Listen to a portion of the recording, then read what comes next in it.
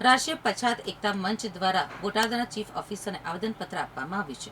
રાષ્ટ્રીય પછાત એકતા મંચ દ્વારા બોટાદના ચીફ ઓફિસરને આવેદનપત્ર આપવામાં આવ્યું છે કે બોટાદમાં આવેલ વોર્ડ નંબર 10માં હાલમાં ગટરનું કામ તથા સીસી રોડનું કામ તથા પાઇપલાઇનનું કામ શરૂ કરવામાં આવેલ છે, પરંતુ આ કામ હાલમાં અધૂરું મૂકેલ હોય જેથી લોકોને આવવા જવામાં ખૂબ જ મુશ્કેલી પડી રહી છે। તેમાં શાળા નંબર 7 પાસે રોડ ખોદીને મૂકેલ હોય જેથી સ્કૂલમાં જતા આવતા બાળકોને આવવા જવામાં મુશ્કેલી પડતી હોય છે, જેથી આ કામ તાકીદે પૂર્ણ કરવા માટે આવેદનપત્ર બોટાદ શહેરમાં આવેલ હરણકુઈ વિસ્તારની અંદર છેલ્લા ઘણા સમયથી રોડનું કામ ચાલુ કર્યું છે અને તે દરમિયાન અંડરગ્રાઉન્ડ જે ગટરો છે તે તૂટી ગયેલ છે, એના ચેમ્બર પણ તૂટી ગયેલ છે અને પાણીની લાઈન પણ, અને તેના કારણે એ વિસ્તારની અંદર ગંદકીનો માહોલ ફેલાયેલો છે। અને હાલમાં એ વિસ્તારની માલપા સ્કૂલ નંબર 7 એ સરકારી શાળા છે, એના બાળકોને આવવા જવા માટે મુશ્કેલીનો સામનો કરવો પડે છે અને ગંદકીના કારણે આ છોકરાઓની ઉપર આરોગ્ય પણ માલપા જોખમાય એવું છે।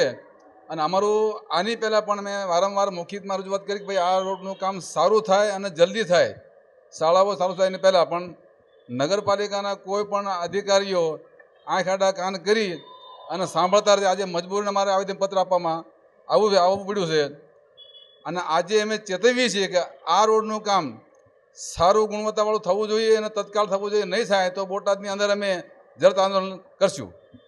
તો આ વિસ્તારમાં ખૂબ જ ગંદકીનો માહોલ હોય જેથી બાળકોના આરોગ્ય જોખમાય તેમ હોય છે કે તાકીદે ગંદકી કચરો દૂર કરી સાફ સફાઈ કરવા અને સીસી રોડનું અધૂરા મૂકેલ કામ અને ગટરના ખુલ્લા ઢાંકણા હોય જેથી તેને સીસી રોડ કરી તાત્કાલિક ગટરના ઢાંકણા મૂકવા આ વિસ્તારના રહીશો દ્વારા તેમજ રાષ્ટ્રીય પછાત એકતા મંચના અધ્યક્ષ તથા કાર્યકરો દ્વારા માંગ કરવામાં આવી છે।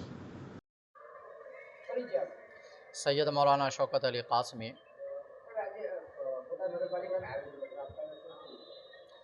इसमें यह है कि तकरीबन पहले महीने से ये टेंडर पास हो चुका है हर एक एतबार से, लेकिन अभी वार्ड नंबर 10 में काम चालू किया 1 महीना से ऊपर हो गया, लेकिन कोई ध्यान देता नहीं।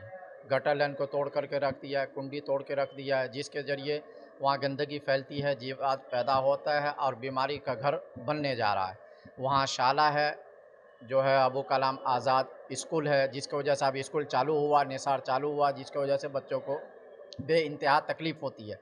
इसलिए मैं प्रमुख श्री से और चीफ ऑफिसर नगर पालिका के तमाम से मेरी आजिज़ाना गुजारिश है कि जल्द से जल्द उस काम को पूरा किया जाए। दूसरा ये कि काम नंबड़ा किया जा रहा है, इसलिए इंजीनियर के ज़रिए बाज़ाब्ते जो है उसको चेकिंग किया जाए, गटर लाइन पहले मुकम्मल किया जाए, पानी लाइन मुकम्मल किया जाए, उसके बाद जाकर के रोड का लाइन पूरा किया जाए। तकरीबन हर कोई विस्तार और खोजावाड़ी विस्तार के अंदर 15 से 20 रोड है। आज 5 महीना हो गया, लेकिन अभी तक कोई पण काम जल्दी से होता नहीं है। एक रोड खोदता है, महीना 2 महीना लगा देता है, फिर जाकर के शुरुआत किया जाए, फिर जाकर के एक रोज़ काम करता है, फिर जो है 15 रोज़ गायब हो जाता है। इसलिए लगातार जहाँ खुदाई हो वहाँ लगातार काम किया जाए ताकि पब्लिक को तकलीफ़ न होवे और आने जाने बच्चों को किसी तरीक़ा से अनहानि न होवे। यही मेरा शुभेच्छा है और तमाम प्रमुख से और चीफ ऑफिसर साहब से और तमाम नगर पालिका जो अभी चुटा करके आया वो तमाम चीज़ से कि पब्लिक ने आपको यहाँ नगर पालिका में बैठाया है तो आप उसका प्रतिनिधि बने। जो दुख दर्द हो रहा है पब्लिक को उसके अंदर भरपूर सहाय हुए और उसके राष्ट्रीय पछात एकता मंचना संगठन मंत्री करिश्माबेन खटुमरा। બોટાદના હરણકુઈ વિસ્તારમાં જ્યાં સ્કૂલ આવેલી છે ત્યાં આસપાસ જ્યાં રોડનું કામ ચાલુ છે ત્યાં ગંદકીના માહોલ ફેલાણો છે અને હાલમાં સ્કૂલ હવે ચાલુ થઈ રહી છે બાળકોની, એ માટે અમે આવેદનપત્ર દેવા આવ્યા છીએ કે વહેલાહાર રોડનું કામ પૂરું થાય ને સારું થાય તાકી બાળકોને અવર જવરમાં ત્યાંના પબ્લિકોને આસાની મુશ્કેલીનો સામનો ન કરવો પડે।